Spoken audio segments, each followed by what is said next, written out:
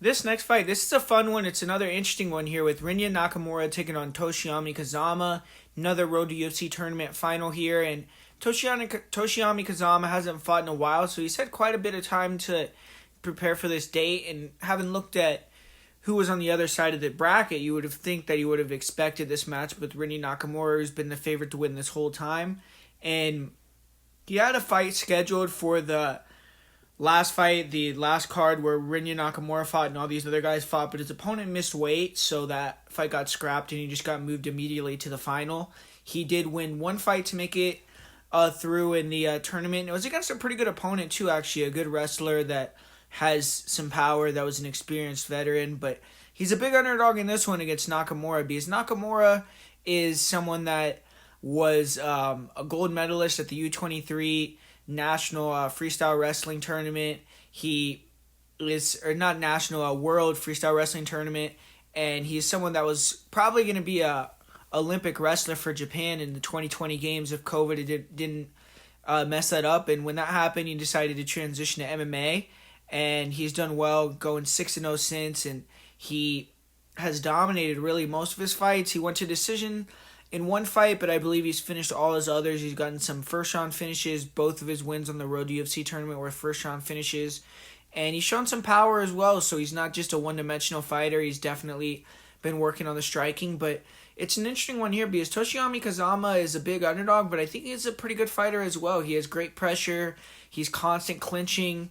His jiu-jitsu is really good, so it's going to be interesting to see if Nakamura is going to want to bring it to the ground or if he's going to want to keep it standing and strike and try to knock him out like he did his last opponent. And I do think that his last one is a little bit similar to Kazama, a kind of herky-jerky guy with a lot of good feints that wants to eventually get it to the ground, and he did shoot on Nakamura, who stuffed it pretty easily and was able to eventually get the knockout later in the first round, and he did seem like he wanted to keep that fight standing.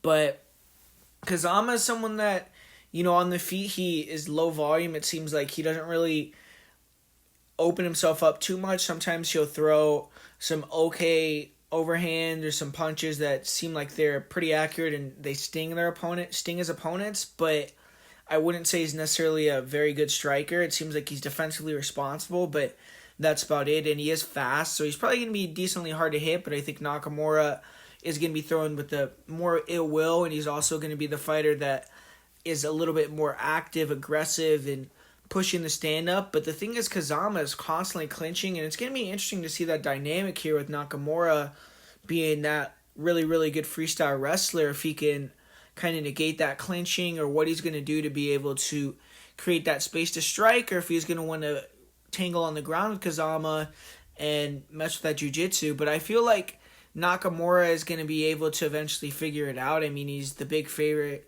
for a reason because he's the more explosive fighter with more avenues to win this fight. I think he has the more finishing upside, and he's shown that he has a good top game. I feel like he has the awareness on the ground to negate a lot of the sweeps and things that Kazama does and probably be able to just use that top pressure to keep the position. I don't know if this is going to be one of those fights where he's going to be able to do much damage on the ground if he gets it down.